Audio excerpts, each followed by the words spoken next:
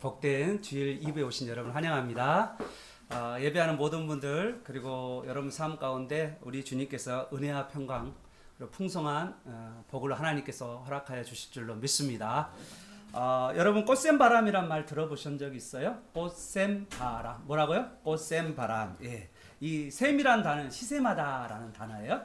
그래서 샘 그럼 시샘인데 그러면 봄철에 꽃이 피는데 꽃을 시샘하는 것처럼 매섭게 바람이 부는 것을 꽃샘바람이라고 그러죠. 봄철에 여러분 그 정말 아름답게 핀 꽃이 있죠. 그 보이시잖아요. 여기 보세요. 정말 아름답게 꽃이 피었는데 그런데 이 꽃이 아름답게 필 때 어떠냐면 매우 거세고 매서운 바람이 불려요. 그런데 이 바람이 불 때 바람 불면 여러분 안 좋잖아요. 그런데 이 바람 불 때 어떤 일이 벌어지냐면 이 새싹이 트고 꽃이 피기 위해서 그 양분이 뿌리에서부터 쫙 어디까지 올라오냐면 저 끝털이 가지까지 바람 통하여서 바람이 불면서 이렇게 올라가게 됩니다. 신기하죠? 그래서 뭐냐면 꽃이 아름답게 피게 되고 그리고 새싹이 막 꽃망울이 피고 막 새싹이 막 이렇게 피게 된다는 거예요. 그래서 어떤 학자들은 뭐라고 이야기하냐면 이 꽃샘 바람을 잘 보세요. 꽃 세운 바람. 꽃을 세우는 바람이다. 놀랍죠? 사랑하는 여러분, 우리가 고난을 받고 어려움을 당하고 힘든 일이 우리에게 있을 수 있죠? 일어나게 되면 그거는요 하나님이 우리를 시샘에서 막 괴롭히기 위해서가 아니에요. 하나님께서 우리를 하나님의 자녀답게 그리고 그리스도인답게 세우기 위해서람을 믿으시기를 여러분 축복합니다. 아멘. 여러분 이 베드로 전서를 지금 지난주에 1장을 하고 지금 2장을 지금 오늘 하고 있잖아요. 1장과 2장은 여러분 베드로 전서 전체의 배경을 이해할 필요가 있는데 이 베드로 전서는 고난받은 그리스도인들에게 주신 편지예요. 고난받은 뭐라고요? 고난받은 그리스도인들에게. 근데 1장에서 고난받은 그리스도인들이 어떻게 고난을 이기냐 하면 삼위일체 하나님께서 어떤 분인가를 알므로 우리가 하나님이 얼마나 우리를 사랑하신지를 알고 하나님께서 얼마나 우리를 은혜를 베푼지를 알면 내가 이 고난을 이길 수 있게 돼요. 여러분 베드로 전후서를 읽어보면 베드로 전후서는요 너무나도 성경적인 진짜 성경적인 성경책입니다. 여기 안에서 제일 많이 나오는 단어가 뭐냐면 하나님이 이렇게 하셨다. 우리는요 어떤 설교를 많이 듣냐면 사람들 설교를 들어보면 다른 사람 설교를 많이 들어보면 이렇게 해라 저렇게 해라 이렇게 해라 저렇게 해라는 말이 많아요. 그런데 베드로 전서는요 하나님이 이렇게 하셨어. 하나님께서 하셨어. 그러면서 이 베드로 전후서는 하나님이 하신 이야기가 너무 많은 거예요. 그래서 우리가 성경을 볼 때 우리가 성경을 우리는 이렇게 해야 돼 저렇게 해야 돼 그거 이야기보다 더 앞서서 하나님이 나를 위해 하신 일이 무엇인가를 꽉 붙잡는 여러분들에게 축복합니다. 그러면요 고난을 이겨요. 두 번째 오늘은요 이 하나님이 누구인가를 잘 아는 우리에게 두 번째 내가 누구인가를 잘 알면 고난을 이기게 된다는 거. 내가 어떤 존재인가를 잘 알면 고난을 이기게 된 줄 여러분 믿으시길 바랍니다. 그래서 오늘은 내가 누구인가, 나의 정체성 이거를 잘 알게 되면 고난을 이길 수 있음을 여러분 믿는 여러분 되시길 축복합니다. 아멘. 자, 1세기 당시 여러분 이 베드로 전후서를 박은 1세기 당시가 대략 이 베드로 전서를 쓸 때가 어느 정도 되냐면 예수님이 오시고 AD 64년 정도로 알려져 있어요. 65년도에 AD 65년에 이 베드로가 순교당했다라고 알려져 있거든요. 로마에서 순교당했다 알려져 있거든요. 바로 1년 전 아니면 2년 전에 이게 전후서를 이렇게 탁탁 썼는데요. 어디에 써놨냐면 지금에 있는 터키 로마에서 터키로 이렇게 편지를 보냈는데 그러니까 이 편지는 공동서신이야. 터키에 있는 터키가 여러분 깜짝 놀랄 텐데 우리나라에 비해서 어마어마하게 큰 땅이에요. 저 뒤에 지도를 보면 잠시 보면요. 저 지도에 터키라는 땅은 지금 튀르키라고 하는데 이 터키라는 이 땅은 진짜 큰데 거기에 흩어져 있는 유대인 그리고 이방인들에게 보내는 편지. 그런데 이 사람들이 어떠냐면 예수를 믿었어. 그래서 예수를 믿다 보니까 어떻게 되냐면 핍박을 받은 거야. 그래서 이 핍박받고 고난받은 그리스도인들에게 보내는 편지가 바로 베드로 전후서입니다. 자, 그러면서 이 베드로라는 예수님의 제자 베드로가 놀라운 말을 첫 번째 말을 꺼내요. 4절이에요. 이 4절. 여러분 이 4절이 오늘 본문의 키예요. 그러면서 쭉 이 4절을 끌고 갑니다. 그래서 2장 4절 한번 읽어볼까요? 2장 4절에 한번 보죠. 시작. 사람들에게는 버림받았으나. 자, 여기까지. 자, 여기까지. 딱. 여기서 사람들에게 버림받았어요. 누가요? 아니요. 여기 자세히 보면 하나님이 맞는데 우리가 잘 아는 예수님이에요. 여러분 잘 생각해 보세요.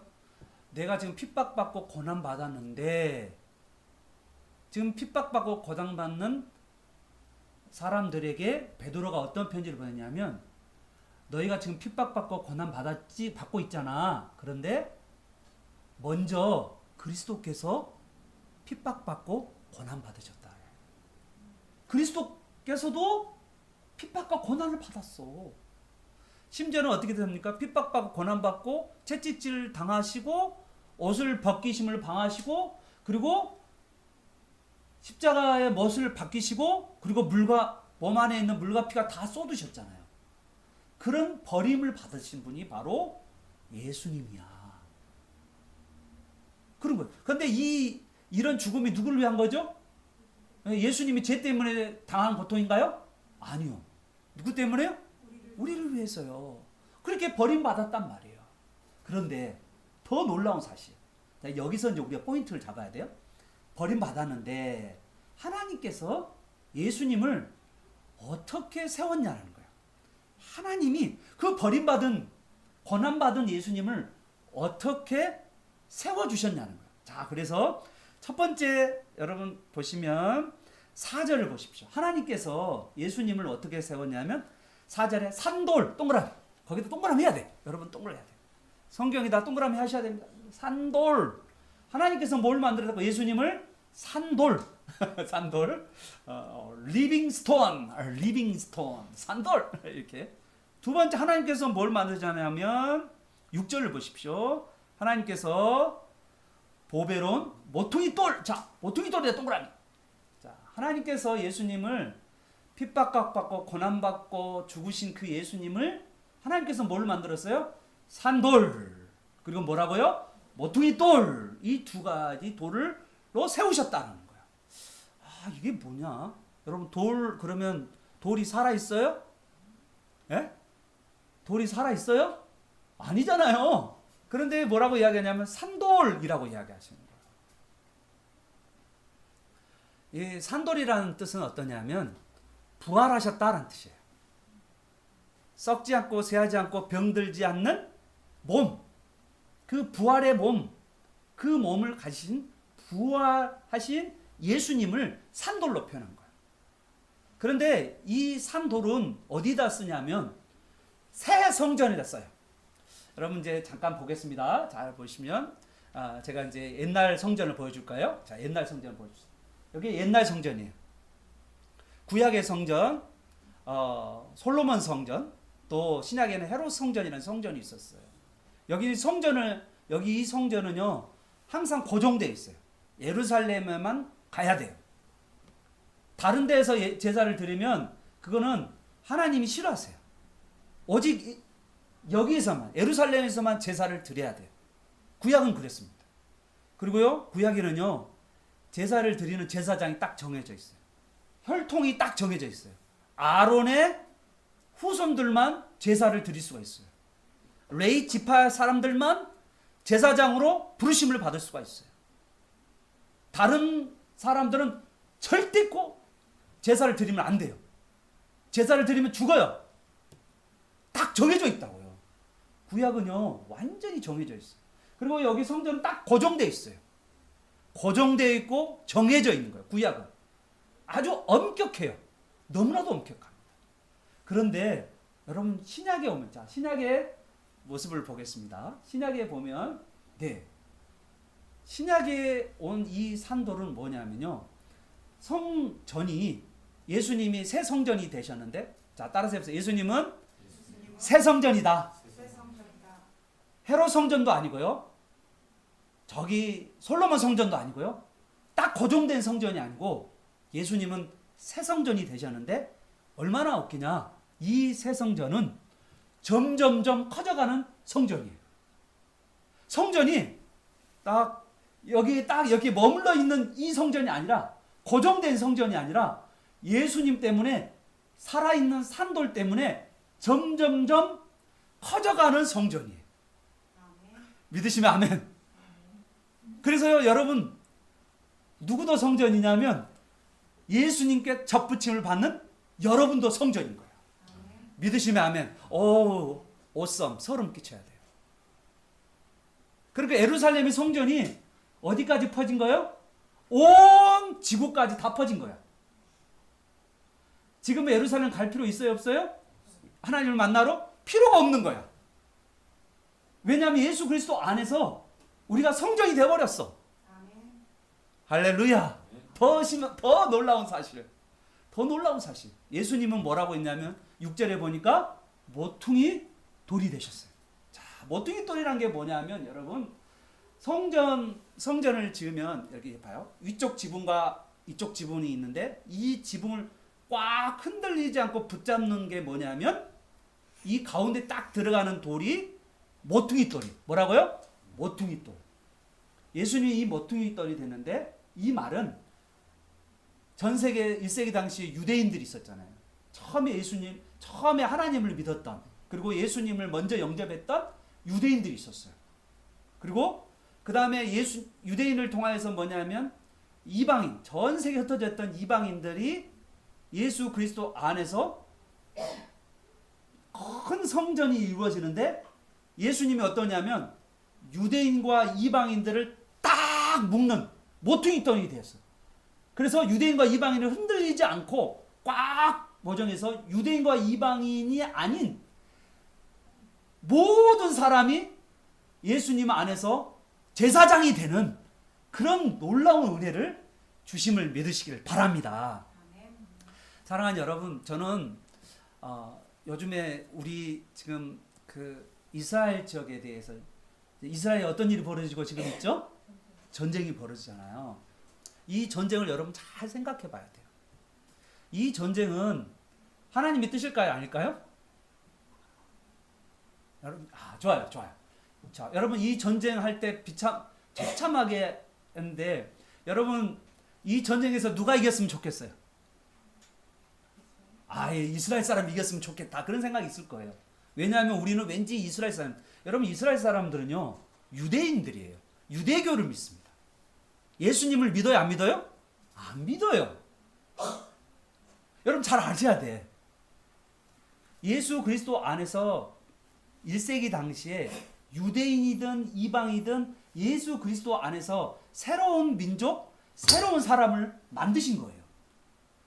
그래서 우리는요, 유대인 편도 아니고요, 팔레스타인 편도 아니에요. 우리는 어떠냐면 유대인이나 팔레스타인이나 화해하기를 바라고, 예수 그리스도를 믿기를 바라고, 여러분 기도하는 여러분 되시기를 바라요. 절대로 여러분이 어느 한편에 들어서는 안 돼요. 어느 한쪽에 옳은 게 아니에요. 예수 그리스도 안에서 이제는 예루살렘의 의미가 없어졌어요. 성전의 의미도 없어졌어요. 여러분, 유대인들은요, 지금도 뭐 하는 줄 알아요?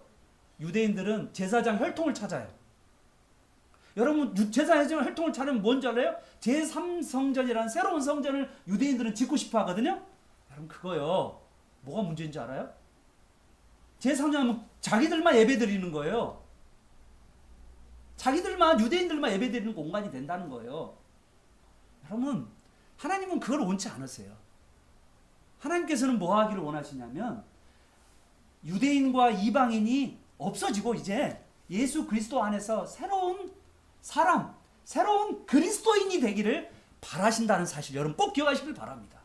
그래서 전쟁 가운데 여러분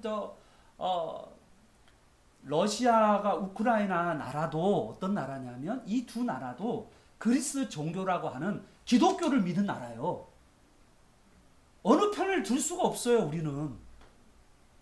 우리는 어떠냐면 그 둘이 예수 그리스도 안에서 새로운 민족으로서의, 새로운 종족으로서의, 새 사람으로서의 삶의 양식을 가지며 살기를 바랄 뿐이지. 근데 그들이 뭐 하고 있는 거예요? 싸움하고 있는 거죠. 그들이 전쟁하고 있는 거예요. 그리스도 안에서 살아갈 수 있는 그 사람들이 지금 서로 죽이고 죽이는 그러한 일들을 하고 있는 거예요. 얼마나 가슴 아픈 일인지 모릅니다. 여러분, 이 전쟁을 그렇게 바라봐야 돼. 누가 하나의 편이 되는지는 안 돼요. 저들이 바로 예수 그리스도 안에 유대인이든 유대교를 믿든 저기 모슬렘 믿는 아랍 사람이든 간에 그들이 예수 그리스도에 돌아오기를 기도해서 이제는 어떻게 해요? 산돌이신 예수님께 딱딱 붙어가지고 전 세계가 성전이 되는 거야. 믿으시면 아멘. 그리고 절대로 흔들리지 않는 모퉁이 돌이신 예수 그리스도를 딱 붙잡고 그들이 견고하게 서는 그러한 꿈과 그러한 하나님의 구원 계획을 바라보는 여러분 되시기를 바랍니다. 눈이 확 열려야 돼요. 그냥 편협하게 몸을 이렇게 누구누구 뭐 이렇게 가는 거 아니에요. 그러므로 예수 그리스도가 이 산돌이시고 예수 그리스도가 우리의 모퉁이 돌 되심을 여러분 믿는 자, 여러분들 축복합니다. 자, 이제 갑니다. 이제 더 가요. 이제 고난 중에 이렇게 우리의 산돌 되고 모퉁이 되는 예수님인데 지금 이 고난 중에 있는 그리스도인들에게 우리의 정체성에 대해서 조금 더 말해주고 제사장으로서 우리를 불러줬는데 자, 우리 9절 보세요. 9절이 진짜 우리 암송 9절이죠. 우리 가겠습니다. 우리 9절 같이 한번 읽어볼까요? 시작. 그러나 너희는 택하신 족속이요 왕같은 제사장이요 거룩한 나라요 그의 소유된 백성이니. 아멘. 거기까지. 자, 우리 한번 외쳐볼까요? 저 되게 중요합니다. 자, 우리는 누구입니까? 라고 하면 여러분이 이 네 개를 크게 외쳐야 됩니다. 자, 우리는 누구입니까? 택하신 족속이요 왕같은 제사장이요 거룩한 나라요 하나님의 소유된 백성입니다. 아멘.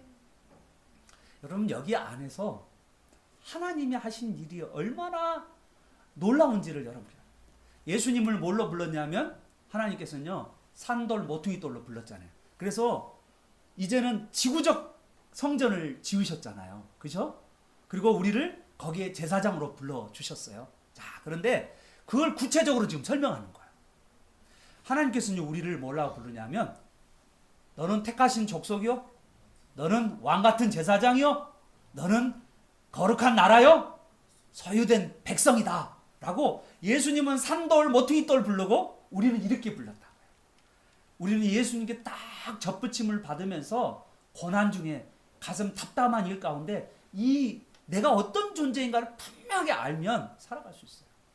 저는 오늘날 우리 많은 어른도 마찬가지고 아이도 마찬가지고 제가 가슴 아픈 것은 뭐냐면 오늘날 우리 아이들이 저도 그래요. 제가 보니까 저도 이제 책을 많이 보잖아요. 책도 보고 또 교회에서 기도하고 밤늦게 있어요.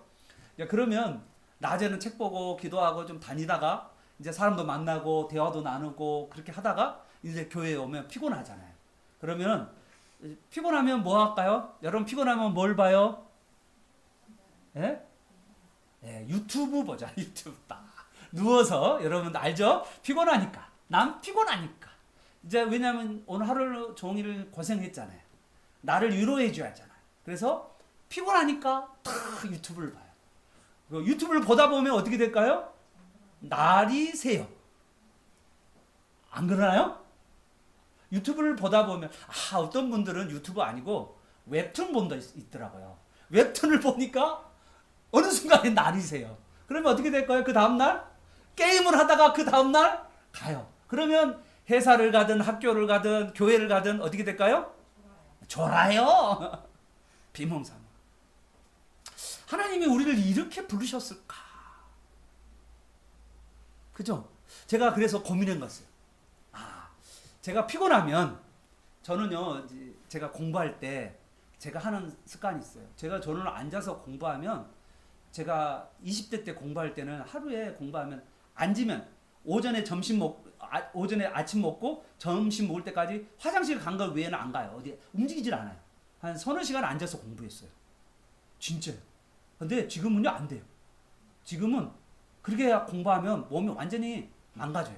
지금 뭐 하냐면 1시간 공부하고 나면 한 50분 공부하고 나면 제가 10분씩 뜁니다. 뛰면서 뭐 하냐면 공부한 내용을 머릿속에 막 기억해요. 제가요 배웠어요.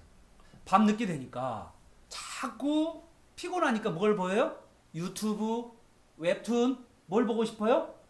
게임 막 그거 하고 싶은 거예요. 나를 위로하고 싶은 거예요. 그런데 여러분 그때 뭐 해야 하냐면 움직이세요. 피곤할 때 움직이세요. 피곤할 때 어디로 움직이냐면 걸어가면서 기도하세요. 믿으시면 아멘. 진짜 하나님께서 진짜요. 여러분 하나님께서 이렇게 여러분을 불렀는데 여러분은 유튜브, 웹툰, 게임하는 사람으로 전락해서 살아가고 있는 거예요. 하나님은 여러분과 대화하고 싶고요. 여러분을 제사장 삼으셨어요. 그래서 여러분과 만나고 싶고 대화하고 싶고 그러고 싶은 거예요. 피곤하면 여러분 밤에요. 걸으세요. 요즘 뭐 날씨가 훤해요. 훤하다 여러분다. 예, 불이 켜져 있어요. 공원에 가세요. 아니면 이렇게 밝은 데를 가세요. 그 밤에 유튜브 보지 마시고요. 자, 그러면 오늘 우리가 누구인가를 좀 더 알면서 내 자신이 어떤 유튜브와 게임과 우리 또 이렇게 웹툰에 내 자신이 매몰되지 않고 제가 경험이에요. 제 경험. 그래서 여러분에게도 분명히 이런 유혹이 있을 거라는 거죠. 그때 여러분 자신이요. 움직이세요. 기도하세요. 움직이면서 기도하세요. 여러분 우리 몸은요. 움직이면 점점 몸이 활성화돼요. 여러분 만약에 중독에 빠진 사람이 있다면요. 중독에 빠진 사람이 일반적 처방이 뭔 줄 알아요? 나가 있으라는 거예요. 바깥에 나가 있으라는 거예요. 걸어 다니라는 거예요. 걸어 다니면 낮에 하루 종일 걸어 다니잖아요. 그러면 밤에 유튜브 볼 힘이 있을까요? 없을까요? 없어요. 뭐가 될까요? 그냥 바로 자요. 그러면서 나가면서 여러분 꼭 기도하세요. 햇빛도 많이 가을에 걷고 다니시고 또 많이 여러분 기도도 하시고 걸어 다니면서 말씀도 마음에 암송하시면서 묵상하시면서 그러면서 하나님과 여러분 많이 교제한 여러분 되시길 축복합니다. 아멘. 네. 제 경험이에요. 제 경험을 여러분하고 나누고 있는 것입니다. 자, 그러면 이제 오늘 하나님께서 우리를 뭘로 불렀다고요? 왕 같은 제사장으로 우리를 택하신 족속으로 그리고 또 거룩한 나라요 하나님의 소유된 백성이라고 했습니다. 자, 오늘 하나씩 조금씩 다뤄볼까요? 자, 먼저 여러분 택하신 족속이란 말이 무슨 뜻이냐면 택하신 초이슨이라는 초이슨 선택받은 선택받은 여러분 누가 선택을 받았냐면요 유대인들이 구약에 선택받았어요. 그죠? 그 선택받은 백성이에요. 근데 유대인들이 잘났고 착하고 말 잘 듣고 하나님께 순종을 잘했기 때문에 선택받았을까요? 아니요. 하나님께서 유대인들을 보고 뭐라고요? 먹이 굳은 백성이에요. 유대인들은 광야를 다닐 때 무슨 종교를 섬겼죠? 원불교를 섬겼죠. 그런데 그런 정말 먹이 굳고 교만하고 거만한 이 하나님 앞에 순종하지 않는 이 백성을 하나님 뭐 하셨냐면 사랑하신 거예요. 그냥 일방적으로 사랑하신 거예요. 저 사람이 사랑할 거리가 있어서 사랑한 것이 아니에요. 이스라엘 민족이 사랑할 것이 있어서 사랑한 게 아니라고요. 또 한편 여러분 하나님께서 우리가 정말 우리는 순종적이고 말 잘 듣고 죄도 안 짓고 착하고 그리고 다른 사람도 잘 돕고 우리가 너무너무 착한 사람이니까 하나님이 우리를 선택하셨을까요? 아니죠. 예, 다 알잖아요. 우리 집사님 금방 아니라는 걸 알고 있어요. 예, 우리는 다 그런 사람. 우리가 그렇게 착하고 잘나고 그렇게 막 이렇게 다른 사람 사랑하고 막 베풀고 나누는 그런 사람입니까? 아니에요. 아닌데 하나님께서 뭐 하신 거예요? 우리를 초이스, 선택하셨다고요. 할렐루야. 이건 뭐냐면 하나님의 일방적인 사랑. 우리 하나님이 일방적으로 여러분을 사랑하셔서 여러분을 선택하신 거예요. 할렐루야. 얼마나 감사해요. 여러분, 내가 고통받고 있는데 학교에서 또 집에서는 너 지질이 못난 놈, 이렇게 너 어디다 쓸래, 이렇게 혹시라도 부모에게 책망을 듣거나 또는 학교에서 너 못난 놈이라고 막 하는데 하나님께서는 뭐요? 너는 택한 적성이다. 할렐루야. 하나님이 너를 사랑한다 라고 그렇게 말씀하고 있음을 여러분 믿으시기를 바랍니다. 두 번째는 뭐냐면 왕같은 제사장입니다. 여러분, 왕같은 제사, 우리가 여러분 구약에서는 왕하고 제사장이 각각 다 달라요. 특히 어떤 사람이냐, 구약에 사울왕이 있었는데 이 사울왕은 어떤 사람이에요? 자기가 제사장 대신에 제사를 드리려고 했어요. 그러다 어떻게 되냐면 하나님께 버림받은 사람이 누구냐면 바로 사울왕이에요. 왕과 제사장은요 따로따로 했어요. 그런데 신약에 오니까 여러분 깜짝 놀래요. 신약에 오는 예수님은 어떠냐면 왕이자 제사장이자 선지자예요. 그래서요 우리가 예수님을 믿는 사람, 예수님께 접붙임 받는 우리는 어떤 사람이 되냐?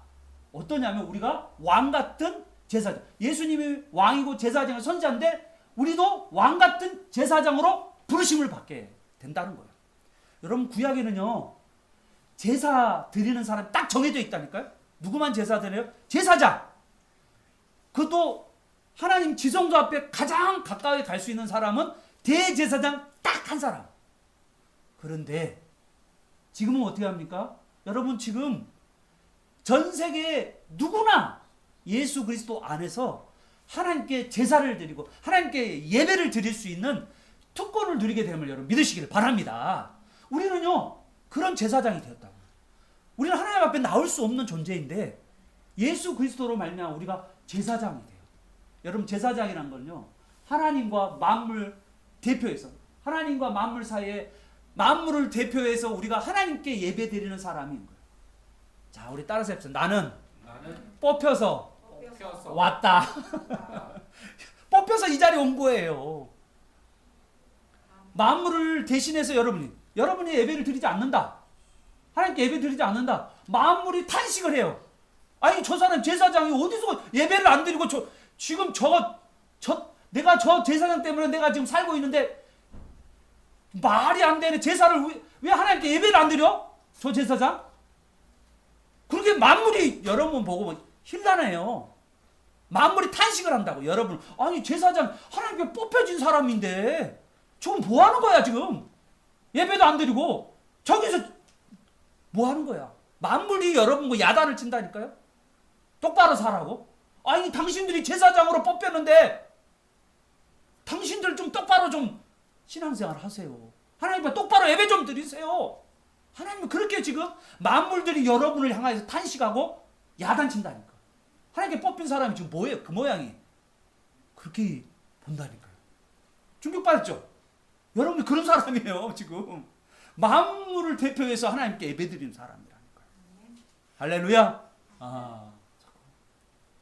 여러분, 거룩하다라는 뜻은 무슨 뜻이냐면, 여러분이 거룩합니까? 여기 목사 말씀을 늘 연구하고 말씀을 따라 살려고 했던 이 목사가 거룩할까요? 아니요. 여러분, 거룩이란 단어가 어떤 단어냐면 구별되다라는 단어. 따라서 해볼까요? 구별되다. 구별되는 거예요. 여러분, 여기 이 강대상 있잖아요. 이거 나무거든요. 나무예요. 이거 어디든지 있는 나무예요. 그런데 이게 하나님께 예배드리는 강대상이 되면 하나님의 물건이 되는 거예요. 이걸 뭐라고 하냐면 성물이라고. 여러분, 여 선풍기 있죠? 선풍기 어떤 거예요? 그냥 어디든지 있어요. 그런데 이게 예배드리는 공간에 있으면 뭐 하는 줄 알아요? 성물인 거예요. 이건 뭐냐면 하나님 앞에 쓰임받는 것이기 때문에. 하나님 앞에 쓰임받는 모든 물건은 다 거룩한 거예요. 그래서 거룩하다라고 말하는 거예요.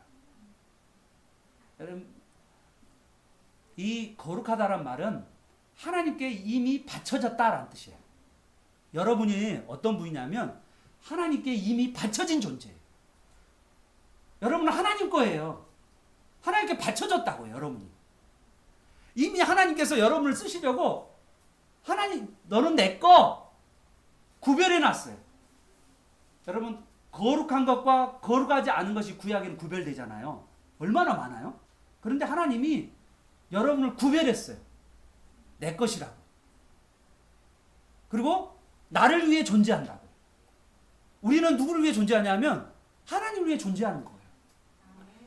세상 사람들은 세상을 위해서 그리고 자기 자신을 위해서 존재한다면 우리는 누구를 위해 존재하냐면 하나님을 위해 존재해요. 하나님께서 우리를 구별해 주셨다는 거예요.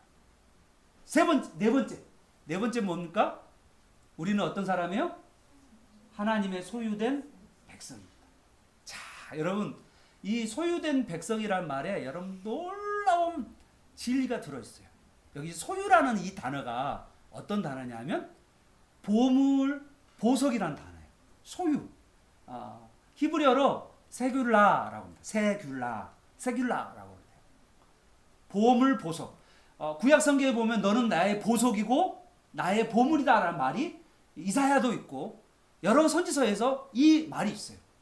하나님께서 우리를 뭐라 부르냐면요, 보물, 보석이래요. 여러분, 나는 이 생각나면 가장 재미있는 영화가 생각나는데 제가 재밌게 봤던 반지의 제왕. 이 반지에 보면 골룸이라는 사람이 이 골룸 보이죠? 뭘 보고요? 반지를 보고 뭐라고 합니까? My precious, my precious. 그잖아요. 그 골룸이 감탄하잖아요. 그 반지를 보면서 my precious, 나의 보물, 나의 보물, 나의 보석, 나의 가장 귀한 소중한 거. 이 골룸이 감탄하잖아요. 하나님이 우리를 보고 어떻게 한다고요? My precious. 하나님께서 우리를 보고 My precious. 너무너무 감탄하시는 거예요. 감탄. 할렐루야. 하나님이 우리를 보물로 여기신다는 거예요. 여러분, 요한계시록 한번 보시면 요한계시록 20절, 저는 요한계시록 정말 좋아하는데 요한계시록 21장을 보면 여러분, 요한계시록 여러분 모두가 다 읽기를 축복합니다.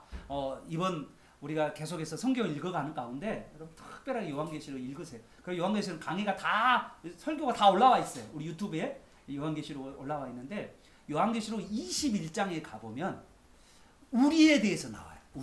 우리가 누구인가를 뭐냐면 따라서 해볼까요? 거룩한 성 예루살렘. 시작. 거룩한 성 예루살렘. 우리를 뭐라고 불렀는지 요한계시록에는 거룩한 성 예루살렘으로 말합니다. 거룩한 성 예루살렘이라는 것이 요한계시록 21장에 하늘에서 내려온다라고 표현되어 있어요. 21장에. 그런데 그거를 뭘로 받았냐면 예수님의 신부로 받았어요. 우리는 누구예요? 거룩한 성 예루살렘이자 예수님의 신부예요. 예수님이 우리를 보고 뭐랄까요? My precious. 예수님이 우리를 향하여서 너무너무 귀한 우리 존재라고 말씀하고 있는 거예요.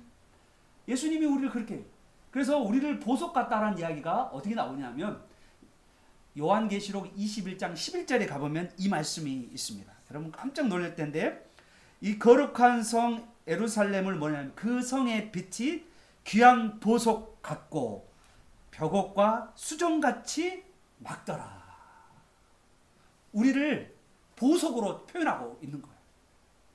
사랑하는 여러분, 여러분이 보석처럼 빛나는 존재임을 믿으시기를 축복합니다. 아멘. 그러면 어떻게 해서 우리가 이렇게 보석같이 귀한 존재가 되었을까? 그는 의심할 여지가 없어요. 여러분 하나도 의심할 여지가 없어요. 어떻게 우리 같은 존재가 보석과 같이 하나님께서 My precious이라고 할 수 있을까? 그것은요 딱 한 가지예요. 하나님께서 하나님의 아들 예수 그리스도를 보내주셔서 우리의 죄값을 대신하여 예수님의 핏값을 지불하심으로 우리의 가치가 예수님과 같은 그런 존재로 만드셨기 때문에 하나님께서 예수님을 너무너무 사랑하시잖아요. 하나님 예수님을 너무너무 사랑하셔. 귀한 아들인데 얼마나 사랑하시겠어요. 그런데 그 예수님의 핏값으로 우리를 어떻게 사랑하냐? 예수님의 그 사랑하는 그 마음으로 우리를 My precious, 내가 너를 사랑한다 라고 지금 말씀하고 있는 거예요. 예수님을 믿는 우리를 그렇게 예수 핏값으로 우리가 산 우리를 그렇게 사랑하신다라고 나의 귀한 보물이라고 지금 말씀하고 있는 거예요. 예수님의 핏값 때문에요. 여러분이 그런 존재예요. 너무나도 귀한 존재예요. 핏값으로 사신 존재란 말이에요. 여러분, 사랑하는 여러분, 우리는 이러한 존재임을 깊이 마음에 인식하면서부터 우리에게는 뭐가 생기냐면 하나님 나를 선택하셨구나.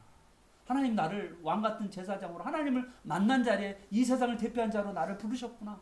그리고 하나님이 나를 구별해 거룩하게 쓰시는구나. 그리고 하나님께서 나를 보석처럼 여기시는가를 깨달으면 깨달을수록 내 마음에서 이 하나님 어떠한 고난이 와도 이 고난이 조금 더 어려움이 없다는 거예요.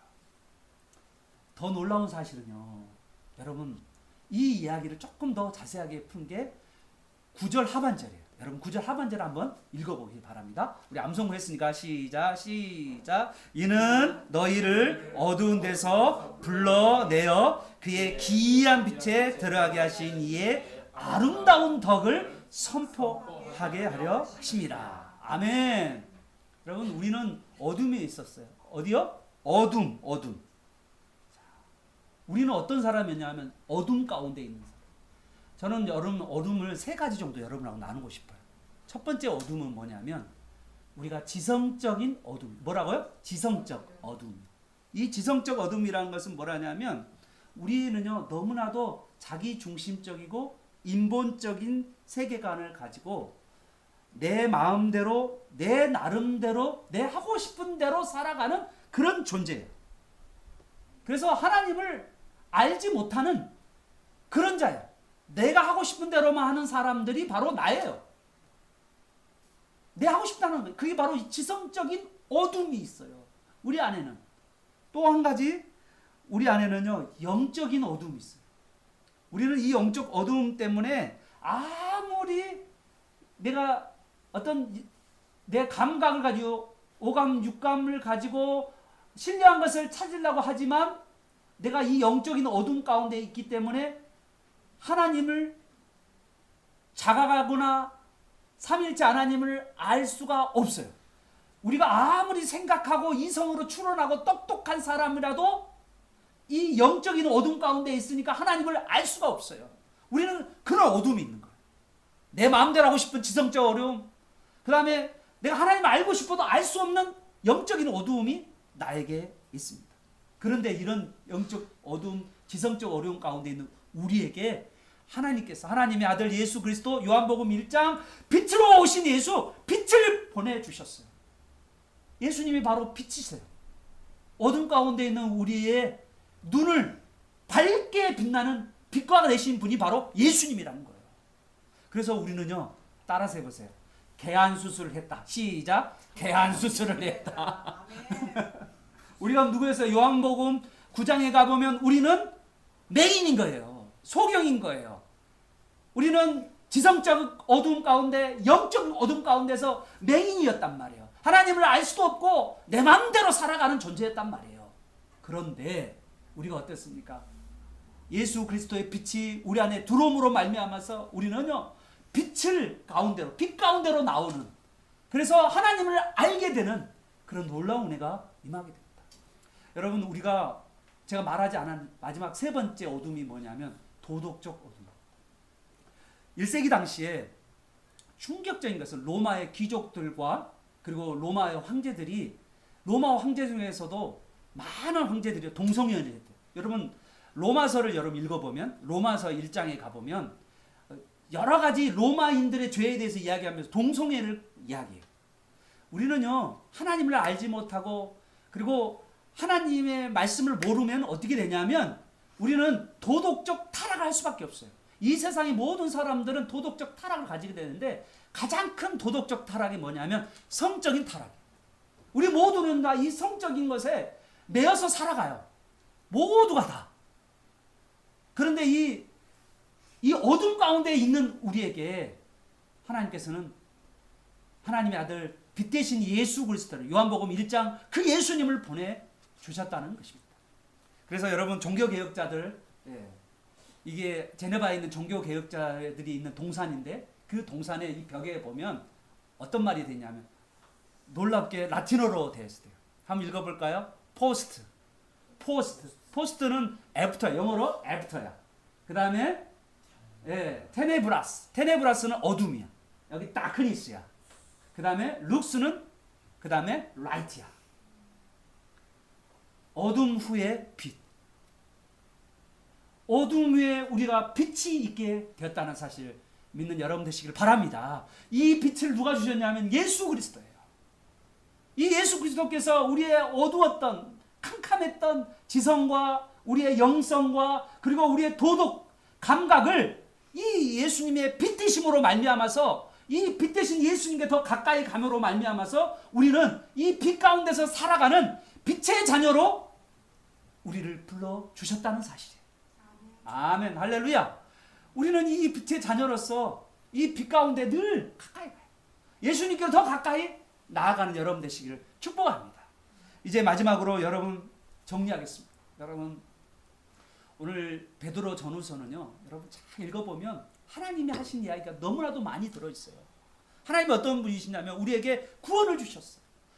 예수님께서 우리를 위하여 대신 죽으심으로 말미암아 예수님은 우리의 산돌이 되시고 예수님은 우리의 모퉁이돌이 되셔서 우리가 성전되게 하시고 우리가 왕같은 제사장이 되게 하시고 거룩한 나라와 택한 족속으로 하나님께서 만드셨어요. 우리를 하나님께서 그렇게 하셨단 말이에요. 우리에게 각각 좋은 것을 주셨어요. 그리고 예수님, 빛 대신 예수님을 우리가 모심으로 비친 예수님과 함께 빛의 자녀로 살게 하셨다는 거예요. 우리는 빛의 자녀예요. 어둠 가운데 있지 아니하고 빛 가운데 있는 빛의 자녀라는 거예요. 우리가 예수 그리스도로 나아가기만 하면 예수님의 생명과 예수님의 능력을 주어지는 그 놀라운 은혜가 우리에게 주어진다는 거예요.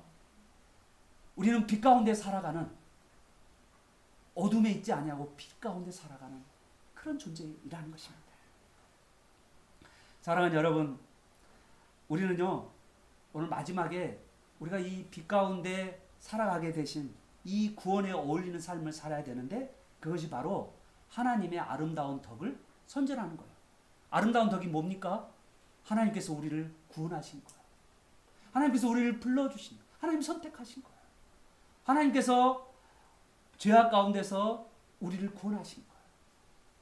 그리고 예수 그리스도를 통하여 우리의 죄값을 다 지불하시고 우리의 죄를 용서하신 거예요.